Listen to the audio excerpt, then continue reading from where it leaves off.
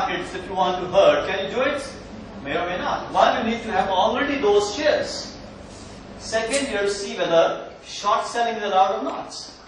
Third, if you don't want to go to cash market, there are enough single stock futures, there are enough derivatives products available or not to enjoy that side of that sort of herd mentality prevailing in the markets. What you call wait, hay while sunshine. So this herding behavior more significant in high volume state in China and India. Sometimes what happens that market is not consistently going upwards. We can't say it's a bullish market. And market is not consistently going downwards also. But volume is too much. Right? When volume is too much, there is action. And action is in volume. Why volume is too much? Because some new news is coming. Right? Whether this news is a macro or micro. Those who have done the fundamental analysis, you can understand very well. Whether this news is a economy-based, industry-based, or security-specific based. So when some news is hitting the market, and market is absorbing that news within no time, because let's say assuming market is efficient, obviously you can make it out in the volume. Volume is telling the story, something is happening. So what we want to know is that if there is a normality in the volume, does at that particular point of time herding behavior exist or not? How do we measure herding behavior? That's the most important question for you students to understand. We have understood what herding behavior is to some extent. We know what is herding behavior. How can we measure? Do we have any barometer? We touch the stock market and say, oh yes, there is herding existing. How do we know? And they're not animals. Investors are not animals that they're just having a look, oh, they're going the same direction, so why their herding is existing. So let's see what our econometrics parameters are talking about here. And we have developed a model, not call it developed, but we borrowed a model of proving that how herding behavior we can detect.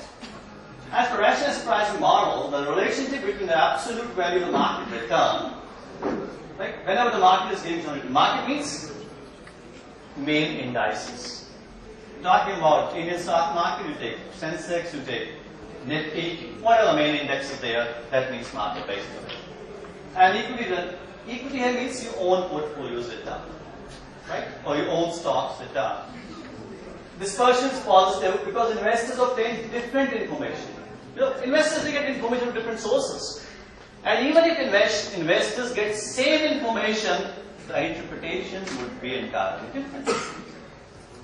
Right? You're taught by same teacher, same textbook, same notes, same PowerPoint slides. You understand it is different. You adopt in a different style. Similarly, investors, they read same economic times, same annual reports, they watch same TV channels, still they take actions differently. Right? So if this is a situation, dispersion causes investors obtain different information and different expectations about the market also. Right? There are heaps of investors and their expectations are not homogeneous. The expectations are heterogeneous. So what happens, quite often I give an example. Let's say you buy a share of Bajaj today. When you buy the share of Bajaj, you say, oh great, I bought let's say at $100. And tomorrow it's going to be 120, I'm lucky that I could buy it today at 100. Fine, you're smart. But the guy on the other side who has sold this share to you, he'll say, oh good, I could sell it for $100, tomorrow it's going to be 80. Right? Until and unless there is heterogeneity in the expectations, market cannot exist. For market to exist, there need to be heterogeneity in the expectations. Nevertheless, when herding is present in the stock market, assuming herding is there, it exists, what happens? The relationship between absolute value of market return and equity return dispersion becomes negative and it becomes normally. Right? When we get the indication that this relationship is negative, we can say yes. Right? We can smell that herding is there. We can smell that market is not behaving in an efficient manner.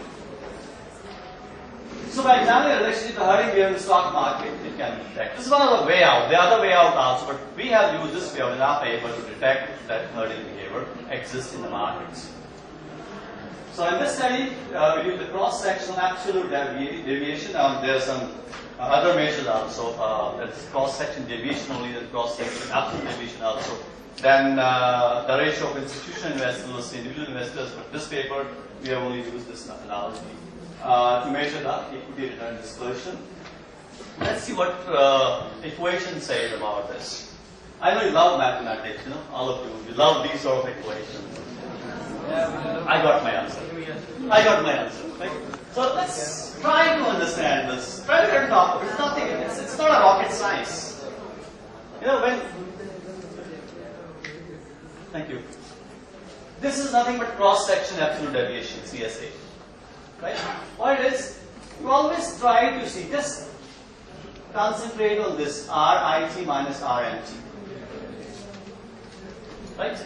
You always focus that how much return you have earned more than the market, or how much return you have earned less than the market. You always compare. It's a human tendency. It's a very well behavioral issue. You always compare. Assuming